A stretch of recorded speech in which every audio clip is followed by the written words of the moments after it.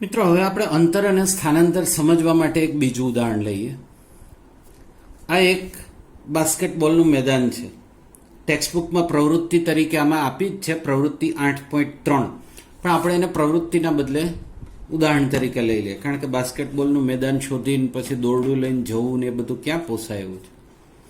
તો આ બાસ્કેટબોલનું મેદાન છે, એના 4 છેડા જે ગણો, A, B, C અને D, 4 કોર્નર ગણો. હવે કોઈ વ્યક્તિ બી બિંદુથી શરૂ કરે છે, સી સુધી પહોંચે છે અને ત્યાંથી સી થી ડી બિંદુ પહોંચે છે.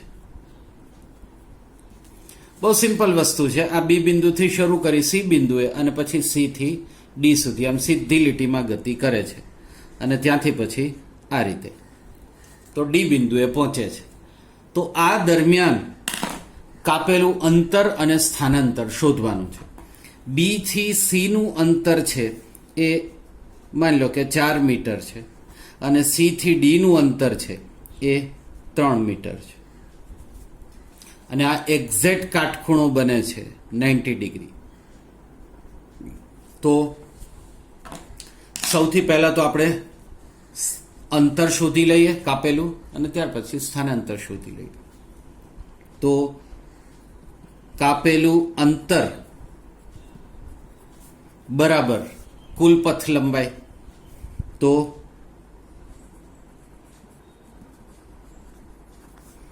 બરાબર સૌથી પહેલા કયું અંતર, બી થી સી જેટલું અંતર કાપ્યું એટલે બી સી, વત્તા ત્યાર પછી સી થી ડી જેટલું અંતર એટલે કે સી ડી, બરાબર બી થી સી નું અંતર આપ્યું છે 4 મીટર, વત્તા સી થી ડી નું અંતર છે 3 મીટર. તો 4 વત્તા 3 7 મીટર પદાર્થે કાપેલું અંતર મળશે. બહુ સરળ વસ્તુ છે, સમજી શકાય એવી વાત છે. હવે પછીનો મુદ્દો આવે છે પદાર્થે કરેલું સ્થાનાંતર. તો સ્થાનાંતર બરાબર અંતિમ સ્થાન અને શરૂના અથવા શરૂઆતના સ્થાનનો તફાવત. તો આ તફાવત કયો, બી થી ડી જેટલો. આ બી થી ડી નું સીધું અંતર માપી અને શોધી લેવાનું એટલે કે બી થી ડી જેટલું. હવે આપણી પાસે કઈ મીટર પટ્ટી લઈને માપવાનું તો છે નહીં, આપણે ભૌમિતિક રીતે અથવા તો ગણતરી સાથે શોધવાનું છે. તો 4 મીટર ને 3 મીટર આપ્યું છે. તો ત્રિકોણ બી સી ડી માં પાયથાગોરસ પ્રમેયનો ઉપયોગ કરવાનો, જે આપણે પહેલા પ્રકરણમાં શીખ્યા હતા.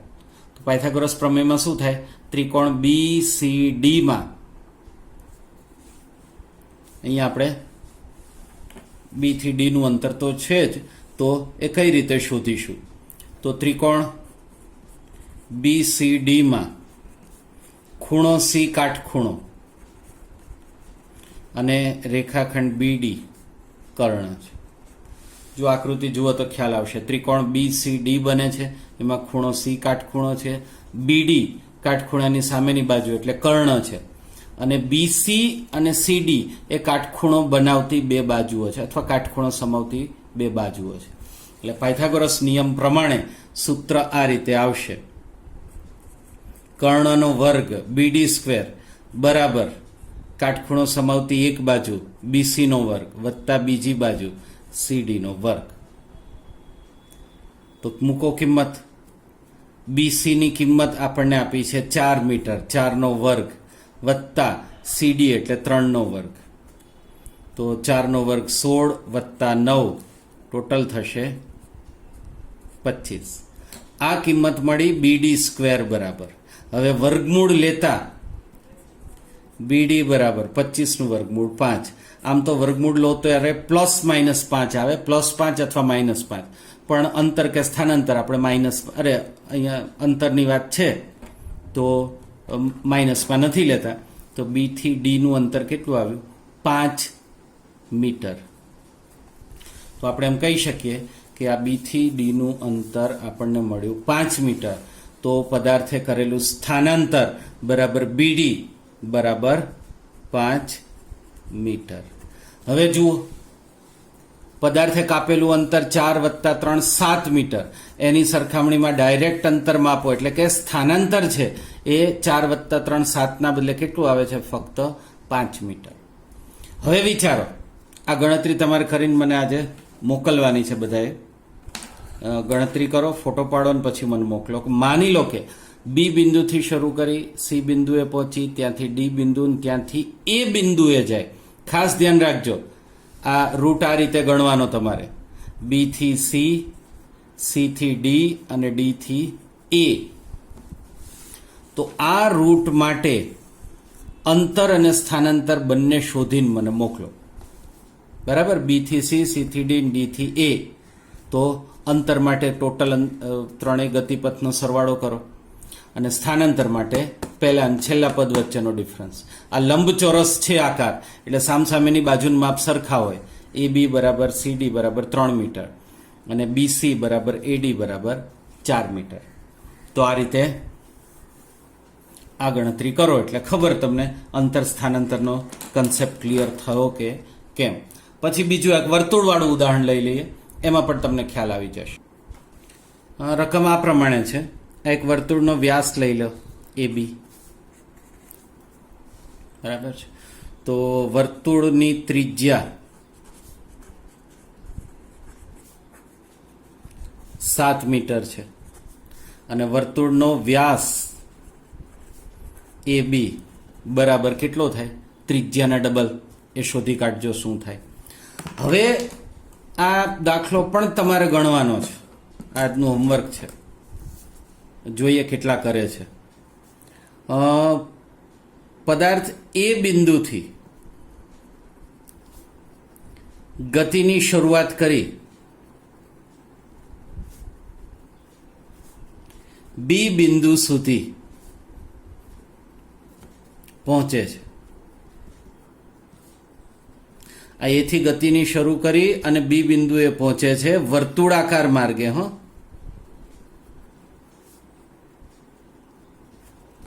આ રીતે.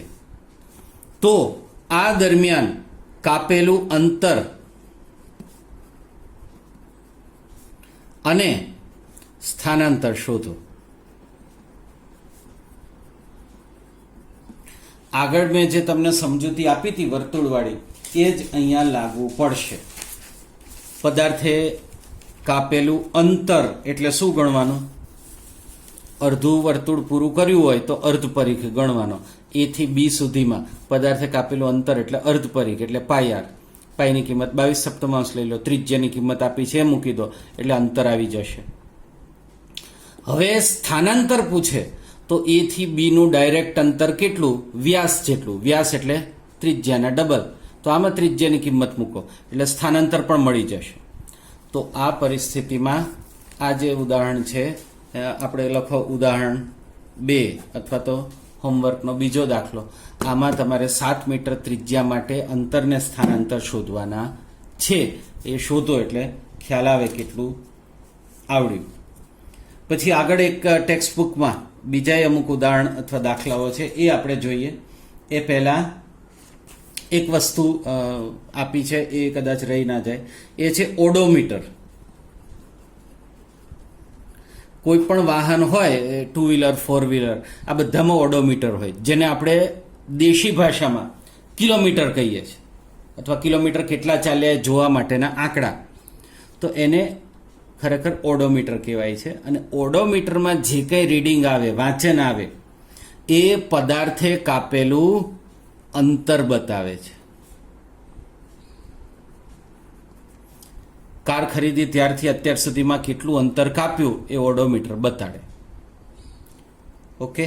અને સ્થાનાંતર બતાવે એ કોઈ સગવડતા ગાડીમાં ઓડોમીટરમાં બીજે હોતી નથી. શું કામ? તો સવારે ઘરેથી નીકળ્યા, ક્યાં ક્યાં ફરીને પાછા ઘરે આવી ગયા એટલે સ્થાનાંતર 0 થાય. એટલે પણ એ આપણને એમને ખબર પડે, ગાડીમાં માપી ન શકાય. અને વ્યવહારમાં આ બધામાં સ્થાનાંતર જરૂરી પણ નથી અમુક બાબતોમાં. કારણ કે ધારો કે તમે ગાડી ભાડે કરી, એ ગાડીમાં તમે અહીંથી ઉપડ્યા, માની લો કે દિલ્હીમાં અઠવાડિયું ફરીને પાછા ઘરે આવ્યા અને ડ્રાઈવર કહે કે ભાઈ આટલા રૂપિયા બિલ થયું, એટલે આપણે તો સ્થાનાંતર ભણેલા હોઈએ, એટલે કે ભાઈ કઈ રીતે થયું? એ ડૉક્ટર કે કિલોમીટરના 8-10 રૂપિયા નક્કી કર્યા હતા અને ટોટલ 2500 કિલોમીટર થયા, તો આપો ભાડું આટલું. અને આપણે આપણું લોજિક દોડાવીએ કે લે ભાઈ આપણે શરૂ કરી ત્યાં પાછા આવી ગયા, સ્થાનાંતર થઈ ગયું 0, તો 10 રૂપિયા કિલોમીટર ગુણ્યા સ્થાનાંતર 0, એટલે હું તને 0 રૂપિયા આપું, વાર્તા પૂરી. તો દુનિયામાં કંઈ વ્યવહાર ના ચાલે. એટલે વ્યવહારમાં તો અંતર જ કામનું છે, જે ઓડોમીટર વડે મપાય. હા, સ્થાનાંતર પણ બિલકુલ કામનું નથી એવું નથી, કામનું છે. કઈ રીતે? ધારો કે અહીંયા અમદાવાદ, હવે અમદાવાદ તો માની લો કે ખૂબ મોટું છે, અને અહીંયા આપણે માની લો કે ગાંધીનગર. હવે અમદાવાદમાં કોઈ જગ્યાએ માની લો કે એક દૂરદર્શનનું ટાવર છે. હવે દૂરદર્શન કેટલા જુએ એક પ્રશ્ન છે, અને એ દૂરદર્શનના ટાવરથી આ જે રસ્તો છે એ અલગ અલગ માર્ગે થઈ, ક્યારેક વક્રાકાર, ક્યારેક બીજી રીતે, અને પછી ધીમે ધીમે આપણા ઘર સુધી પહોંચે. તો એ દૂરદર્શન ટાવરથી આપણા ઘર વચ્ચેનું અંતર માની લો કે દૂરદર્શનનો જવા દો, અત્યારની લેટેસ્ટ ફેશનમાં શું આવે છે, એફએમનું ટાવર ગણો ને. હવે એફએમના ટાવરની રેન્જ છે 30 કિલોમીટર, અને આ રીતે તમે વાહનમાં આવો તો અંતર થાય છે ક્યારેક 40 કિલોમીટર જેટલું થઈ જાય. અને એ જે એફએમ ટાવરની રેન્જ 30 કિલોમીટર હોય તો એ તમને સ્પષ્ટ સંભળાય છે. શું કામ? આ જે માર્ગ બતાડ્યો એ તો વાહનનો માર્ગ થયો, અને એ શું બતાવે? કાપેલું અંતર, જે 40 કિલોમીટર છે. ખરેખર તો જે એફએમના કે ટીવીના કે જે કંઈ સિગ્નલ છે એ સીધી લીટીમાં ગતિ કરે, એટલે સ્થાનાંતરની જેમ. અંતિમ સ્થાન ક્યાં? તો કે આપણું ઘર. શરૂઆતનું સ્થાન આ ટાવર, એ બંનેને વચ્ચે સીધી જોડતી એક રેખા, અને એ બે વચ્ચેનું અંતર હોય, એટલે કે શરૂઆત અને અંતિમ સ્થાન વચ્ચેનો જે ડિફરન્સ છે એ થઈ ગયું સ્થાનાંતર. અને ઘણીવાર 40 કિલોમીટર અંતર થતું હોય પણ સ્થાનાંતર 30 કિલોમીટરે થાય, એનાથી ઓછું પણ થઈ શકે. અને એટલા માટે તમે જોજો, બાય રોડ દ્વારા તમે ક્યાંય જશો ને તો એ અંતર વધારે થતું હશે. એના કરતાં ઓછું ડિસ્ટન્સ કેમાં થાય? ટ્રેનમાં. કારણ કે ટ્રેન મોટા ભાગે સીધી રેખામાં ગતિ કરે, એમાં ટર્ન ઓછા આવે, ન આવે એવું નહીં. અને એના કરતાં ઓછું કેમાં થતું હોય? પ્લેનમાં. કારણ કે એ તો વચ્ચે કશું આવે નહીં, ડાયરેક્ટ ગતિ કરતી હોય છે. તો આ રીતે તમને વ્યવહારમાં સ્થાનાંતરનું પણ મહત્વ હોય છે, નથી હોતું એવું નહીં. ચલો હવે બ્લુ ક્વેશ્ચન્સ, જે ટેક્સ્ટબુકના ક્વેશ્ચન છે, પ્રશ્નો છે, એ આપણે જોઈએ. જો ટેક્સ્ટબુકમાં જે બ્લુ ક્વેશ્ચન્સ છે એ પૈકીનો પહેલો પ્રશ્ન જુઓ. કોઈ વસ્તુ દ્વારા કંઈક અંતર કપાયેલ છે, શું તેનું સ્થાનાંતર શૂન્ય હોઈ શકે? અને જો હા, તો આપના ઉત્તરને ઉદાહરણ દ્વારા સમજાવો. આની ચર્ચા આપણે થઈ ગઈ. કયું ઉદાહરણ તમે આપી શકો? એક તો આ વર્તુળવાળું આપી શકો. એ બિંદુથી ગતિની શરૂઆત કરી, વર્તુળાકાર માર્ગે બી બિંદુ થઈ અને પરત એ બિંદુએ પહોંચે, તો પદાર્થે અંતર તો કાપ્યું જ છે, અને એ અંતર કેટલું હશે? વર્તુળના પરિઘ જેટલું, 2πr જેટલું. પરંતુ શરૂઆતનું સ્થાન એ અને વર્તુળાકાર ચક્ર ફરીને અંતિમ સ્થાન પણ એ, તો સ્થાનાંતર કેટલું થાય? 0.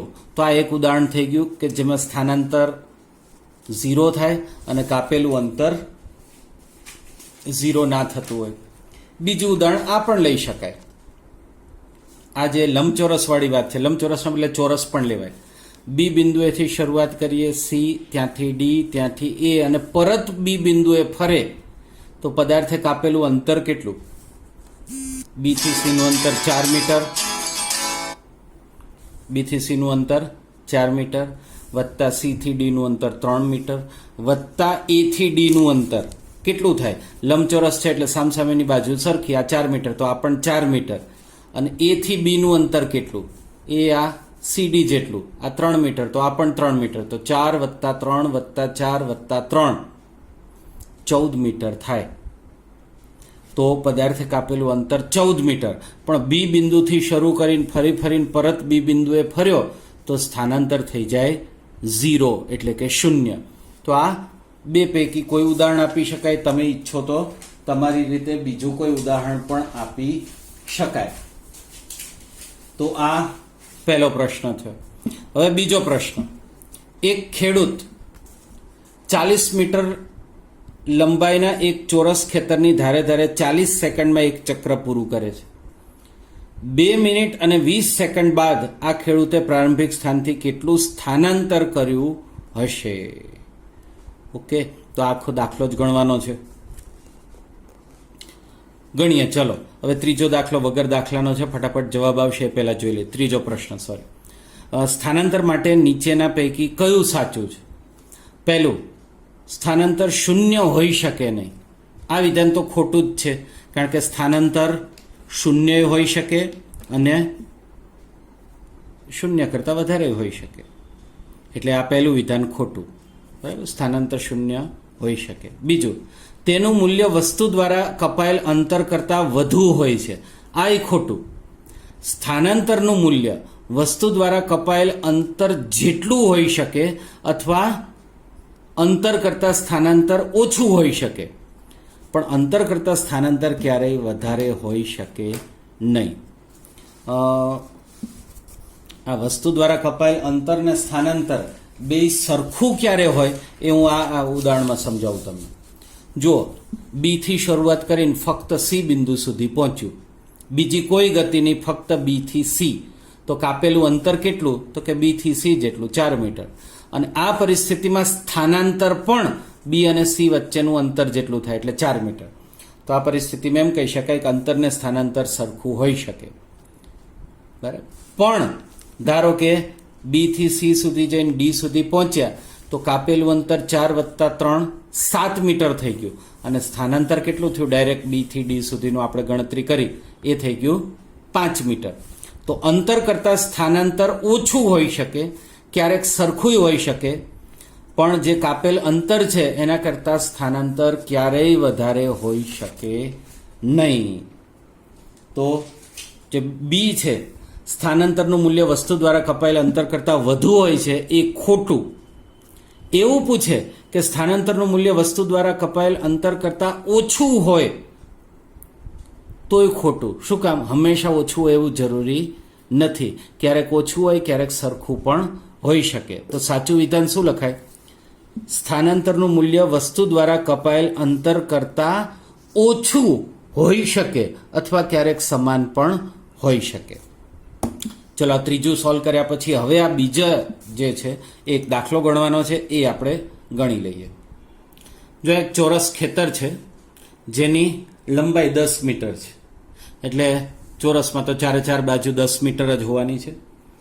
હવે 40 સેકન્ડમાં એક ચક્ર, એટલે કે ફરતો એક આંટો ફેરવી લે, તો એક ચક્ર પૂર્ણ કરે.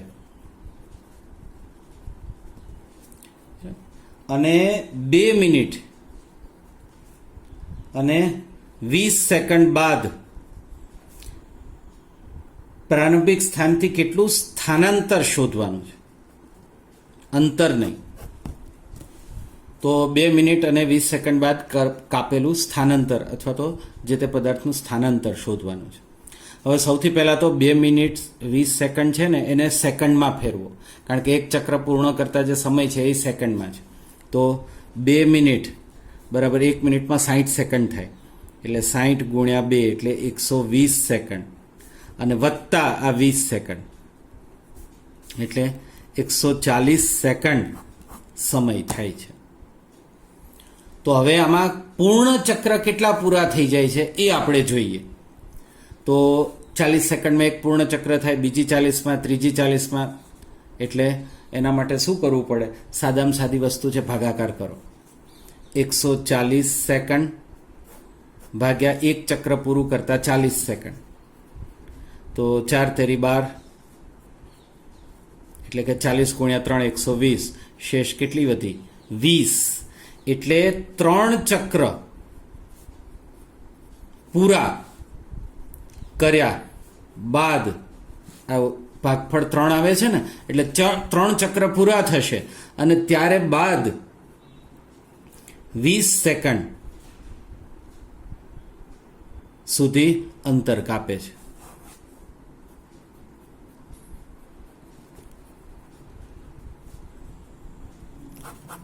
વીસ સેકન્ડ વધ્યા, કારણ કે પહેલી 120 સેકન્ડમાં 3 ચક્ર પૂરા ફરી લીધા.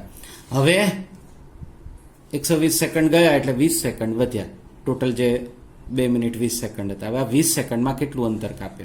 જુઓ, 40 સેકન્ડમાં એક ચક્ર પૂર્ણ ફરે, તો 20 સેકન્ડમાં કેટલું ચક્ર પૂર્ણ કરે? 40 સેકન્ડમાં એક પૂર્ણ ચક્ર, તો 20 સેકન્ડમાં કેટલું ચક્ર પૂરું કરે? તો 20 ગુણ્યા 1 છેદમાં 40, તો 20 દુ 40 કેટલું થાય? 1/2 ચક્ર પૂર્ણ કરે, અડધું ચક્ર. અને અડધા ચક્રમાં ક્યાં પહોંચશે? ધારો કે આપણે એ બિંદુથી શરૂ કર્યું તો આખા ચક્ર તો ફરીથી એ સુધી પહોંચશે. અડધા ચક્રમાં કેટલું ગણાય? એ થી બી અને બી થી સી જેટલું પહોંચશે. એટલે 1/2 ચક્ર એટલે આપણે એમ કહી શકાય કે એ થી સી સુધી પહોંચે. હવે સ્થાનાંતરમાં શું કરવાનું છે? એ થી સી નું અંતર શોધવાનું છે. અને એ થી સી નું અંતર શોધવા માટે એ અને સી ને જોડી દો. તો કાટકોણ ત્રિકોણ એબીસીમાં બી કાટખૂણો છે અને એસી કર્ણ થાય. તો એસી નું મૂલ્ય પાયથાગોરસ પ્રમેય પ્રમાણે શોધવાનું થાય. કઈ રીતે? ત્રિકોણ એબીસીમાં ખૂણો બી કાટખૂણો અને એસી કર્ણ. ઓકે, તો હવે પાયથાગોરસ પ્રમેયનું સૂત્ર આવડશે. કર્ણનો વર્ગ એટલે એસી વર્ગ બરાબર કાટખૂણો બનાવતી બે બાજુના વર્ગોનો સરવાળો એ બી સ્ક્વેર વત્તા બીસી સ્ક્વેર. હવે આમાં એ બી બીસીની કિંમત શોધો અને એસી એટલે કે સ્થાનાંતર આપણને જે શોધવાનું કીધું છે એ મળશે. આ દાખલો પણ બધા કમ્પ્લીટ કરી અને મને ફોટો પાડી અને મોકલો, જેથી મને ખ્યાલ આવે કેટલા વિદ્યાર્થીઓને આવડ્યું, કેટલાને ના આવડ્યું.